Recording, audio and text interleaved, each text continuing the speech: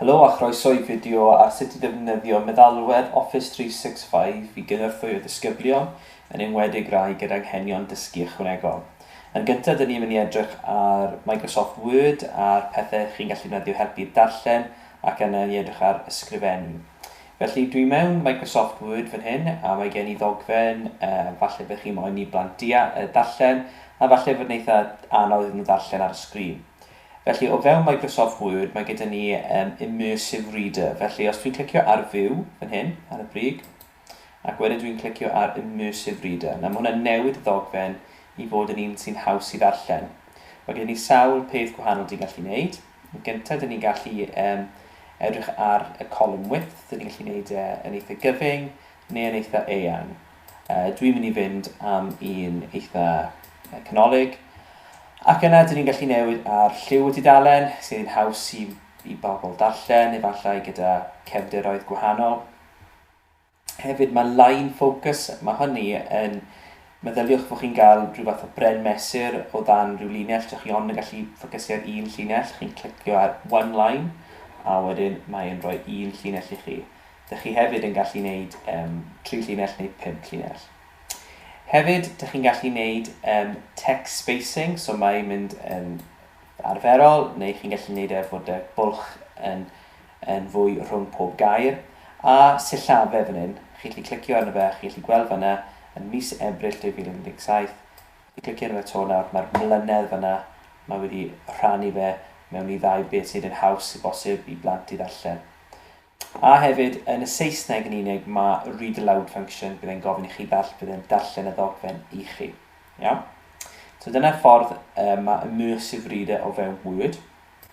Un peth arall dyn ni'n gallu gwneud o fewn Word hefyd, yn enwedig yn y Saesneg, yw siarad a bydden nhw wedyn, bydd y cyfrifiadur yn darllen beth fi'n dweud ac yn ysgrifennu a lawr. Felly os ar y brig fan os dwi'n mynd ar y dde, dwi'n mynd i dictate. Dwi'n mynd clicio arno fe, fe clywch chi rhyw sŵn a siarad yn Saesneg ac gweld os wneith fe pigo lan yr hyn dwi'n siarad. So gawn ni weld. Aaron Ramsey was born in Caerphilly. Full stop.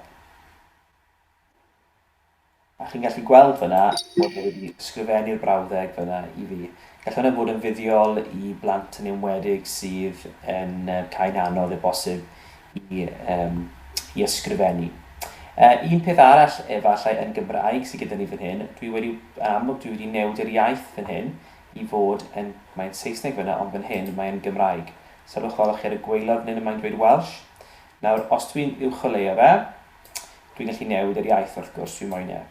Nawr, sylweddolwch ar fy nghyfrifiadur i, mae gyda fi Welsh ABC, ac mwyn yn meddwl mae gen i geiriadur Cymraeg ar y cyfrifiadur. Mae'n rhaid i chi lawrlwytho hynny o Microsoft. Dwi ddim yn dod yn uniongyrchol wrthyn nhw, mae'n rhaid i chi lawrlwytho fe wedi chi cael y meddalwedd. Ond oherwydd fod yn y geni, mae hefyd yn cywiro fy sillafu. So, chi gweld, mae'r geiriau sydd wedi tanlinellu'n goch wedi sillafu'n anghywir. Sylweddol bod cystadleuaeth wedi yn hystadleuaeth, a wedyn mae'n gallu newid hynny. Fi oedd clicio ar y botwm dde dath hwnna lan. Iawn, so lle mae yna Microsoft Word. Hefyd, o ran Microsoft Edge, sef poro'r we Microsoft, mae'r un ffordd o darllen y we i fi hefyd yn gael y Saesneg. So os dwi'n clicio ar y gair yma, clicio ar y botwm dde, a wedyn mae'n dweud read aloud, byddai'n darllen y ddogfen i fi. Food banks, number of children needing help more than doubles, Trussell Trust says.